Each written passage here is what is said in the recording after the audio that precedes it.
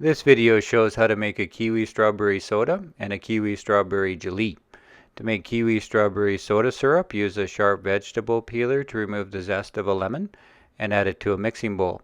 Then peel and slice 2 kiwis, about 150 grams, and slice 100 grams of strawberries. Then add them to a food saver or Ziploc style bag with 60 grams of honey and the juice of the lemon. Seal the bag and cook the juice into a syrup using a water bath heated to 85 degrees Celsius or 185 degrees Fahrenheit for 30 minutes.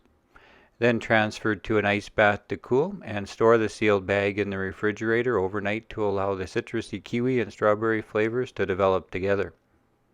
Then strain the syrup through a fine mesh sieve and measure an ounce or 30 milliliter shot of syrup and pour it over ice. Then mix in about 90 milliliters of soda water, which is a 3-to-1 soda water to syrup ratio, or to taste. Store it in the refrigerator. The syrup will keep for about a week. To make a gelee from the syrup, first bloom a sheet of gelatin in a bowl of cold water.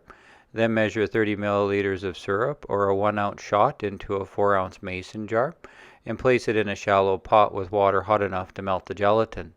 Then add boiling hot water over the syrup to just below the rim, and when the gelatin is soft, squeeze out the excess water and mix it into the syrup until the gelatin is dissolved, which is when the mixture reaches a temperature of about 50 degrees Celsius or 120 degrees Fahrenheit. Then transfer the jar to the refrigerator to set the gelatin for at least 2 hours, but longer is better.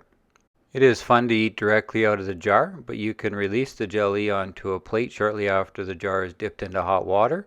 Then for a plated presentation, top with honeydew, cantaloupe, watermelon, pomegranate molasses, and add a few kiwi slices and a strawberry for a fresh fruit crunch.